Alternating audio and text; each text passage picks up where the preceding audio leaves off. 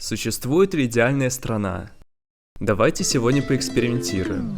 Что будет, если объединить богатую и долгую историю страны, завораживающие виды и бескрайний океан? А если добавить к этому всему еще и серфинг, дешевые вкусные морепродукты и уникальную архитектуру? И так, чтобы все это помещалось на относительно небольшой территории. Правильно, получится Португалия, страна, которую без преувеличения просто нужно посетить каждому.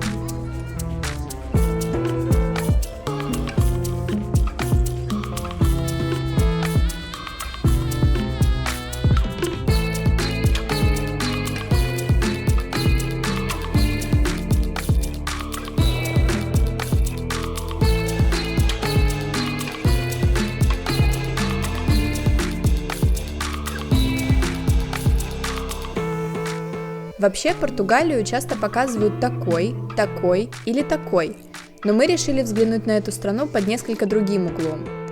Мы отправились сюда зимой, чтобы выяснить, действительно ли Португалия прекрасна в любое время года. Сегодня мы посмотрим на то, какое впечатление страна производит на путешественников, оказавшихся тут впервые. Недолго счастье длилось.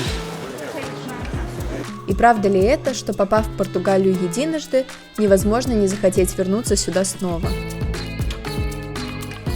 И прежде, чем мы окунемся в магическую атмосферу зимней Португалии, пожалуйста, поддержите нас лайком и подпиской. Так какова же эта страна, Португалия? Почему здесь перехватывает дыхание, и правда ли, что здесь самые лучшие пляжи мира? Откуда здесь такая же огромная статуя Иисуса Христа, как в Бразилии? И почему Португалию ежегодно посещает больше людей, чем здесь проживает жителей? Давайте разбираться. Мы считаем, что прежде чем отправляться в какую-нибудь новую для себя страну, имеет смысл немножко узнать об этой стране заранее. Поэтому вот несколько фактов о Португалии.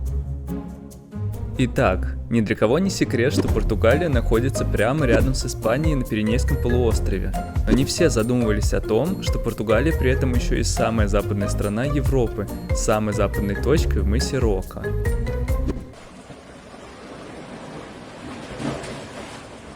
А еще в состав Республики Португалия, кроме континентальной части, входят два автономных региона – Мадейра и Азориш, или Азорские острова, расположенные в северной части Атлантического океана. Численность населения всей Португалии примерно 10,5 миллионов, с очень низким уровнем преступности. Эта страна действительно постоянно входит в рейтинги самых безопасных для жизни стран. И, как мы уже упоминали, каждый год Португалию посещает около 10 миллионов туристов. Это примерно столько же, сколько здесь и местного населения. Португалия не только самая западная, но и старейшая страна в Европе. Слово «Португалия» впервые было упомянуто в 868 году. Страна была образована вокруг города Порту, который впоследствии дал ей название. Также интересно отметить, что Португалия является единственной страной Европы, границы которой не менялись аж 1139 года. А граница Португалии с Испанией, известная как Рая, является одной из старейших в Европе.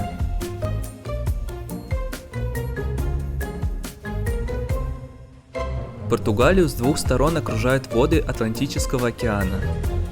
И потому в Португалии можно найти более чем 800 километров пляжей, некоторые из которых просто сногсшибательно красивы. Такие виды просто невозможно найти больше нигде в Европе. И именно в Португалию съезжаются серфингисты со всего мира. И тут действительно есть где развернуться мастерству. А благодаря отсутствию зимы занятия можно проводить круглый год. Португальские пляжи также славятся самой хорошей для серфинга волной. Да к тому же в Назаре наблюдаются еще и самые большие приливные волны в мире. Официальная высота самой большой волны, зарегистрированной здесь, 24,5 метров. Рекорд был зарегистрирован в 2017 году. Но обо всем этом поговорим поподробнее. Португалия – относительно небольшая страна, протяженностью примерно 560 километров с севера на юг. Но несмотря на свои не слишком крупные размеры, Португалия обладает невероятным количеством красоты. В своем путешествии мы ограничились исследованием преимущественно центральной и юго-центральной частей этой страны. Так изначально мы прилетели в Лиссабон. Но не из-за самого города, а из-за кое-чего, по нашему мнению, более впечатляющего. Наша первая точка – величественный мыс Эспишель.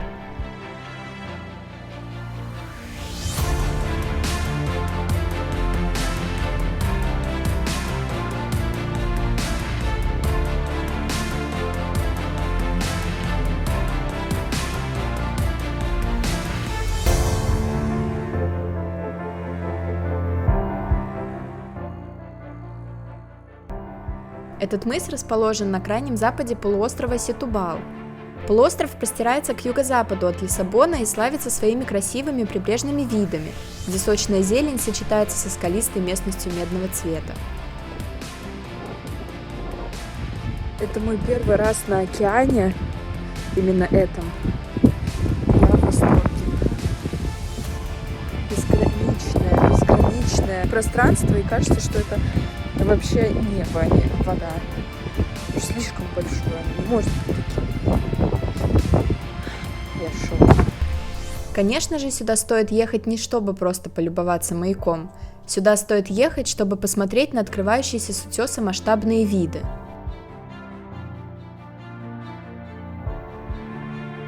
Побережье вокруг маяка Дукабо-Эспишель обладает удивительной природной красотой. Здесь есть все. Высокие скалы, поражающие масштабами, грозные волны океана, разбивающиеся о скалы, и бескрайний горизонт. Все это создает действительно впечатляющую картину.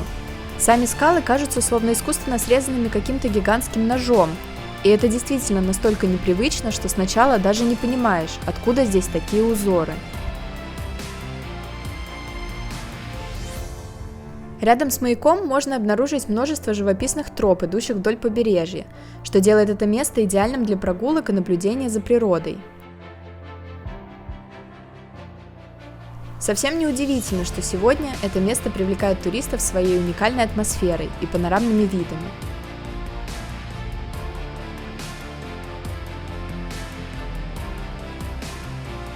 А еще здесь настолько немноголюдно, что здесь в округе гораздо легче встретить большие стада овец, нежели других людей.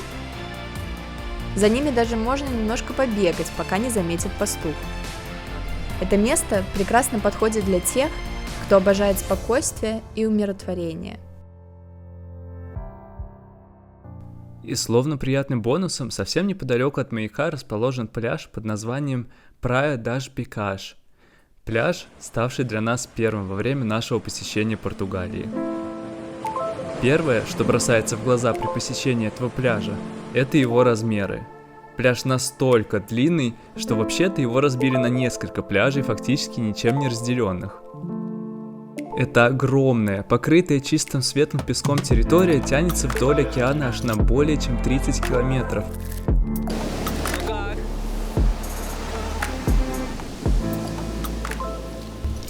И мы даже в какой-то момент пожалели, что у нас с собой не было собаки, чтобы, словно как в кино, размеренно бежать вдоль шумного океана по бесконечному берегу. А что тебя впечатляет особенно вот по сравнению там с обычными? Я еще не видела таких длинных, широких пляжей, где нет ничего, никаких кабинок, каких-либо там урночек, ничего, просто пляж. Вот девственный, чистый, красивый пляж. И так как размеры этого пляжа колоссальны, а приехали сюда мы не в сезон, то так же, как и возле маяка Кабо-Эспишель, мы практически не встретили здесь людей. В основном сюда приезжали серфингисты, которые то и дело на короткий миг появлялись где-то среди волн. И как у многих, кто когда-либо оказывался или хотел оказаться у океана зимой, мы задались вопросом, насколько он холодный. И чтобы ответить на этот вопрос, мы инстинктивно потянулись к воде. И в какой-то момент все пошло не по плану.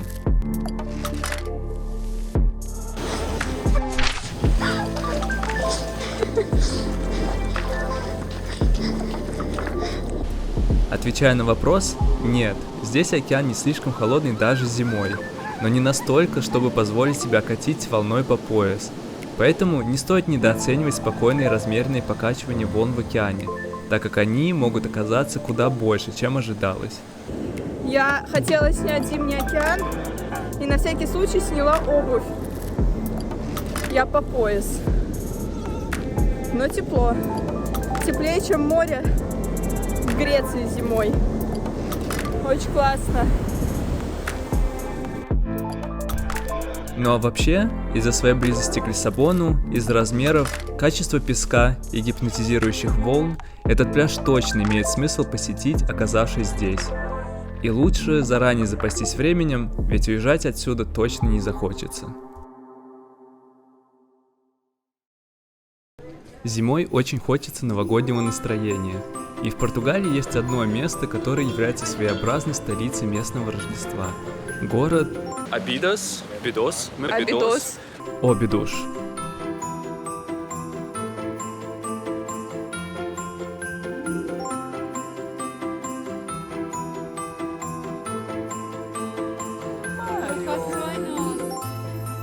Этот очаровательный и неподвластный времени город является своеобразным музеем под открытым небом, окруженным средневековыми городскими стенами.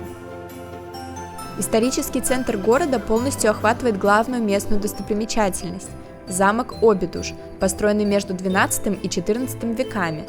Тогда он служил как военная крепость, а сегодня в качестве ратуши очаровательного маленького города. Протяженные стены вокруг города имеют почти 1,5 километра в диаметре, и по ним даже можно взобраться, чтобы не только полюбоваться с высоты на город и на окружающую его местность, но и чтобы просто обойти старый город со всех сторон. А вот заблудиться здесь достаточно сложно. Вход в город проходит через Порта-де-Вила, красиво украшенные ворота, имеющие двойные двери и ведущие в сам город с изумительной часовней, и панно из плиток азулежу.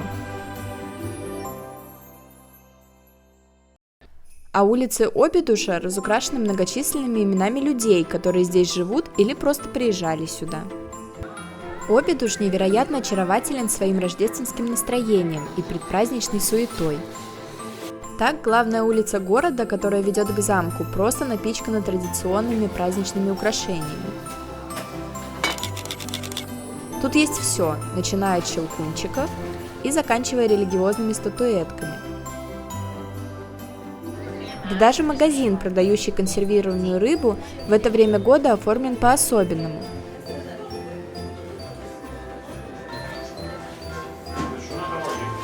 В городе повсюду можно купить различную праздничную выпечку или выпить теплого глинтвейна, который подается вот в таких креативных керамических кружках. И особенным деликатесом здесь являются вот такие рыбные котлетки, которые можно найти почти в каждом кафе или ресторане Обидуша.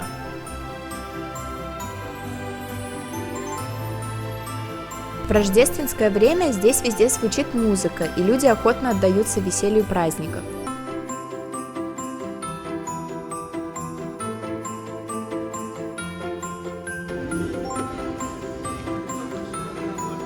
Ощущение, что мы бегаем за Рождеством. Рождество кончилось в Германии, мы поехали в Бельгию.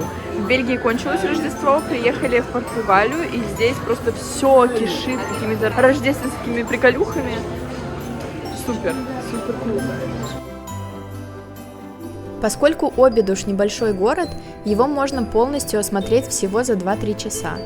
Сюда легко добраться из Лиссабона как своим ходом, так и на автобусе. И нам кажется, что истинная привлекательность города заключается в его очаровательном внешнем виде, а не в количестве достопримечательностей. Город очень заполнен летом, а зимой он приобретает волшебные праздничные оттенки.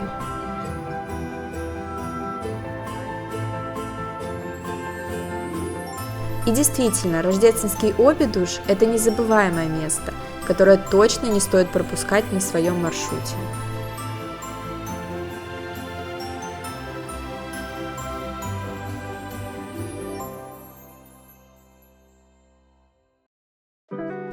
Побывав в Обидуше, нельзя не посетить и одно особенное и знаменитое на весь мир место. Имя этому месту – Назаре. А знаменито оно тем, что именно здесь можно увидеть самые высокие волны для серфинга в мире. Вообще Назаре – один из лучших пляжных курортов на Серебряном побережье Португалии. Город расположен в широкой песчаной бухте, которая прячется в тени массивного мыса Ситиу, с которого открываются просто потрясающие виды. Нет, ну правда потрясающие.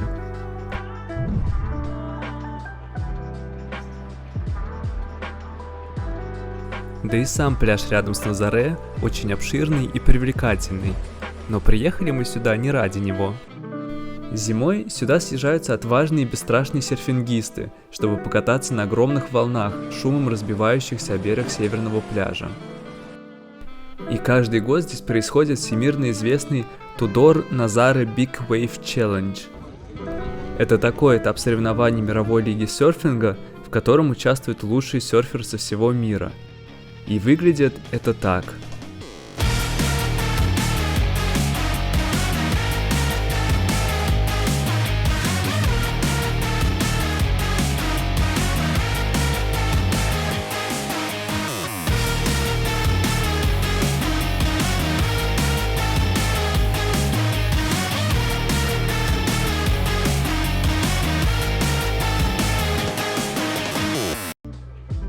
Что примечательно, соревнования проводятся за один день и не имеют точной даты, так как выбор дня зависит от прогноза и погодных условий в океане.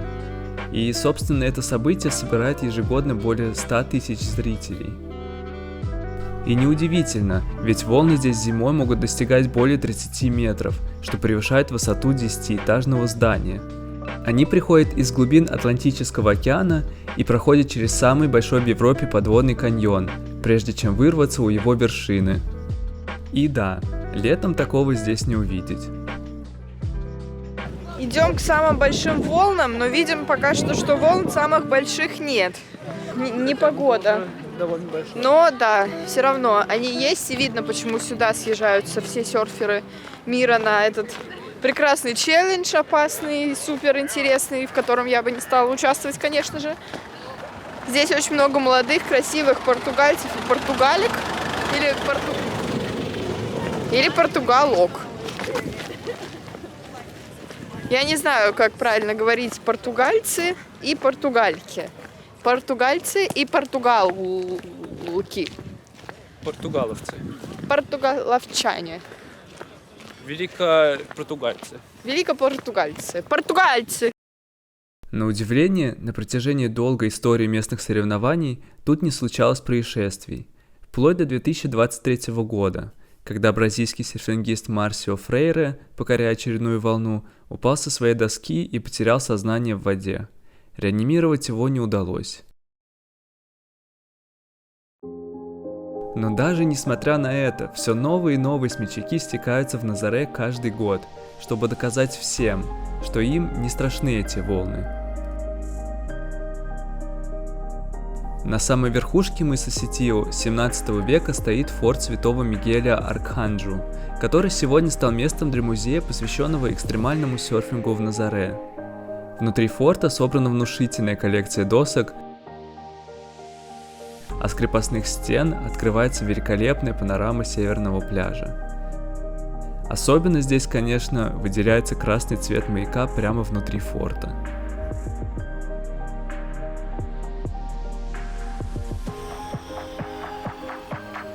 А прилегающий к мысу северный пляж – это именно тот продолжительный пляж, вдоль которого соревнуются профессионалы серфинга. И пускай в этот день нам не удалось застать 30-метровые волны, но зато мы смогли воспользоваться шансом, чтобы прогуляться вблизи скал мыса.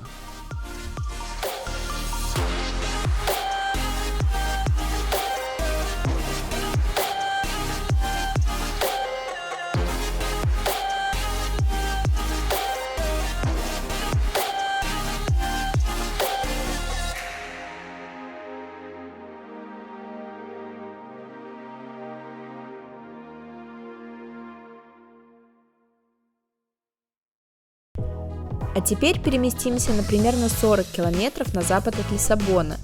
Здесь совсем неподалеку от столицы находится национальный парк Синтра-Кашкайш.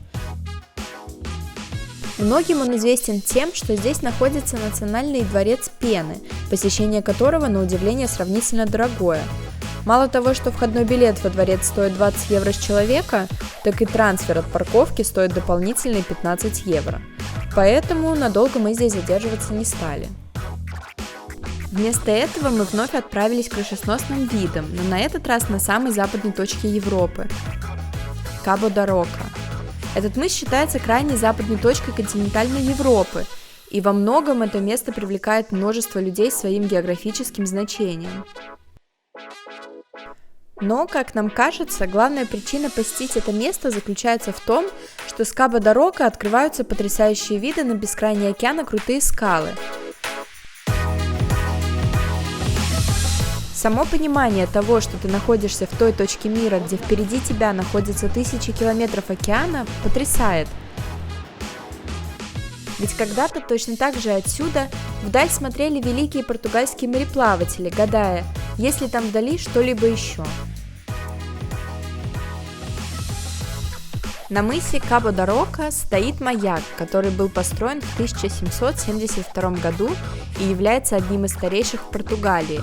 Маяк, кстати, до сих пор функционирует, помогает кораблям ориентироваться в этом опасном месте и притягивает сюда тысячи туристов.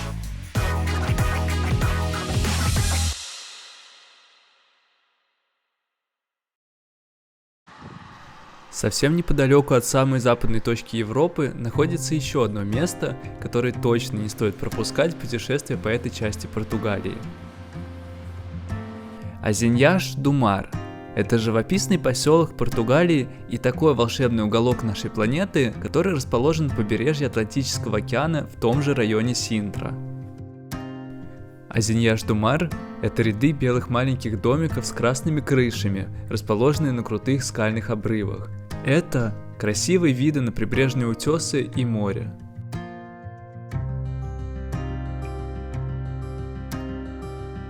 Тут есть множество маленьких кафешек, от которых пахнет кофе и выпечкой.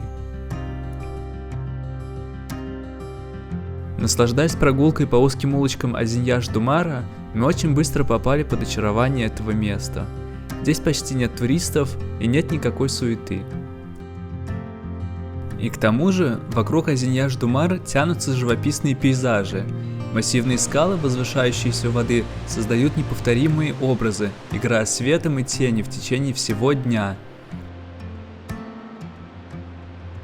Тут есть красочные полудикие сады, где экзотические растения воплощают в себе весь богатый цветовой спектр местной природы.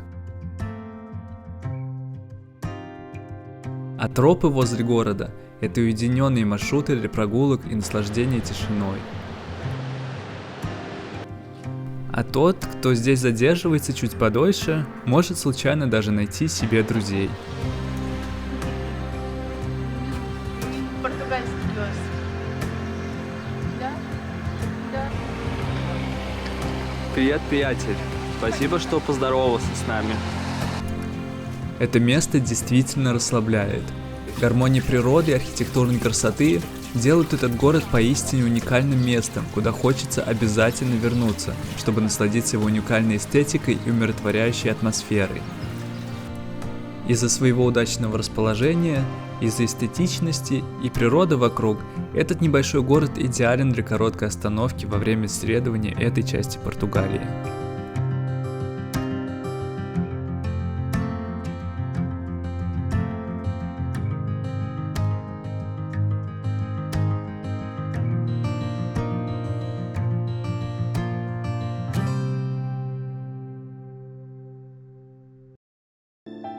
Возле Азиньяш-ду-Мар можно найти множество широких португальских пляжей, и мы, конечно же, не смогли себе отказать в посещении одного из них.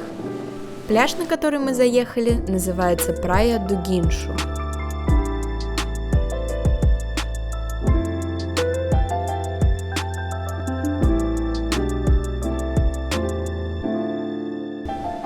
Примечателен этот пляж тем, что он словно бухта с двух сторон окружен скалами. При этом вся местность вокруг пляжа является очень зеленой, что летом, что зимой. Португальские пляжи, они какие-то особенные. Они невероятно большие, я бы даже сказал, они гигантские. И что самое удивительное, их здесь очень много. Реально. Возможно, приходится проехать просто километров 20, и ты встречаешь еще один гигантский пляж на 5 километров. Это просто невероятно. Местные серферы очень часто выбирают это место, чтобы оседлать волны, которые здесь никогда не стихают. При этом вся атмосфера пляжа кажется какой-то максимально расслабленной и располагающей. То ли потому, что мы пришли сюда к самому закату, то ли потому, что здесь всегда так. Вот такой вот океан. Очень нравится. Пляж очень живописен, отлично подходит для прогулок и для знакомства с новыми друзьями. Так, этот бульдожик в какой-то момент решил с нами познакомиться и своей компанией скрасил наш вечер насыщенного дня.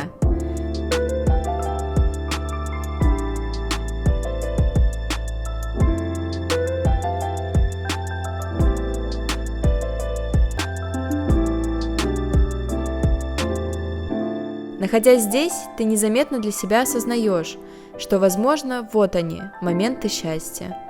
И что, чтобы быть счастливым, достаточно просто оказаться здесь. Безусловно, посещение Португалии не должно оставаться без посещения столицы этой страны. И, возможно, Лиссабон зимой не такой же яркий, как летом. Но, тем не менее, мы решили выделить пару дней на этот город, чтобы, во-первых, выдохнуть после многочисленных переездов, а во-вторых, чтобы покататься на знаменитых лиссабонских трамваях. Лиссабонские трамваи – это, наверное, самые знаменитые трамваи во всем мире, а именно трамваи маршрута 28. Это те самые старинные трамваи, которые ходят по сверхузким улицам города и поднимаются вдоль многочисленных крутых склонов, на которых, собственно, и стоит большая часть города. Местами улицы, по которым ходят эти трамваи, настолько узкие, что пешеходам приходится в буквальном смысле прижиматься к стенам домов, чтобы не быть задетыми проезжающими трамваями. А вообще путешествие на трамвае 28 стало настолько популярным, так как он проезжает через исторические районы, живописные улочки, а также мимо множества туристических достопримечательностей.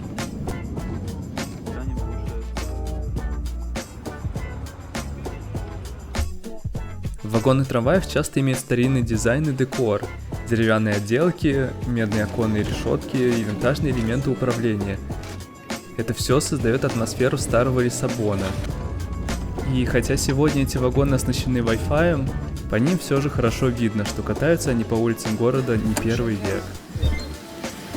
И да, сегодня эти трамваи не только являются средством передвижения в городе, но и символом Лиссабона, и представляют собой важную часть городской культуры и истории.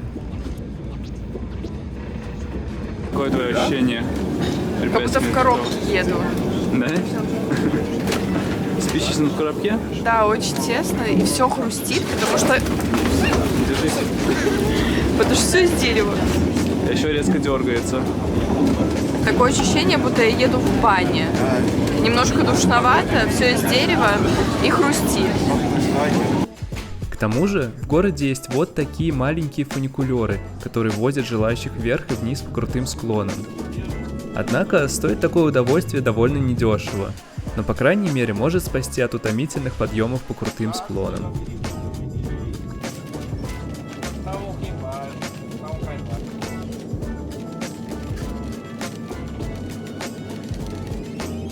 Вообще, Лиссабон очень многогранный город, и он не только отлично подходит для активного исследования города, но и для спокойных моментов за чашечкой кофе в одном из многочисленных кафе города.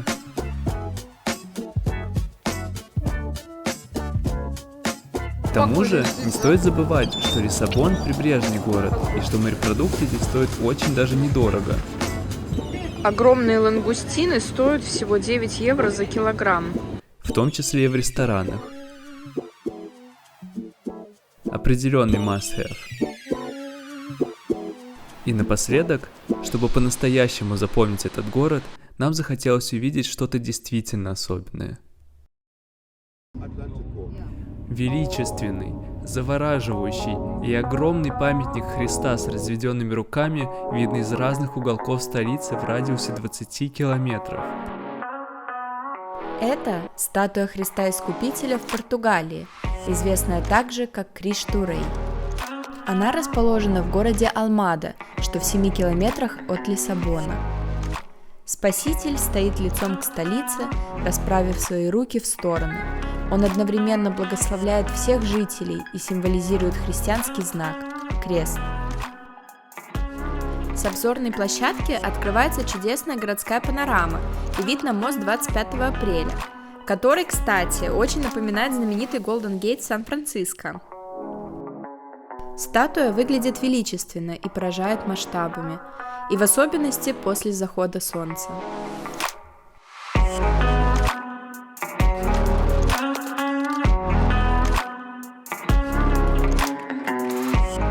Идея постройки статуи Христа возникла в 1934 году, когда патриарх Лиссабона побывал в Рио и увидел знаменитый монумент Христа Искупителя.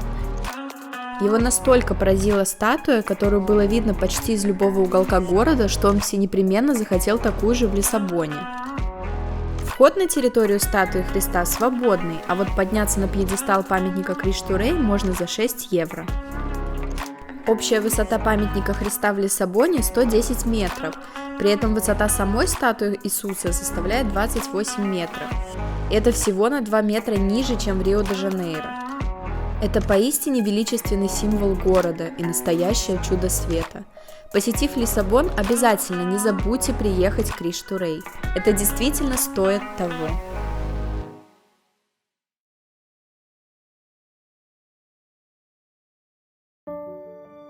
И знаете, так уж получается, что если бы Португалию можно было описать каким-либо одним словом, то это слово было бы многогранный.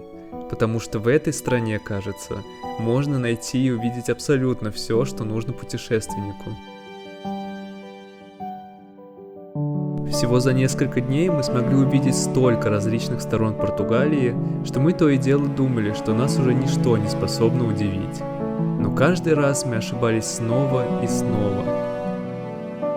Для тех же, кто, как и мы, никогда не посещал Португалию прежде, стоит быть готовым к тому, что эта страна не оставит равнодушным. Совсем не важно, в какой сезон вы застали Португалию или зачем вы сюда приехали, потому что Португалия способна удивлять, способна вдохновлять и способна радовать ежедневно. В этой стране ты не чувствуешь себя чужим. Здесь ты готов отдаваться моменту и готов к новым открытиям. Любовь ощущается тут повсюду. Невероятная атмосфера местной культуры, вкусная еда и грандиозность местной природы – это именно то, что делает Португалию особенной.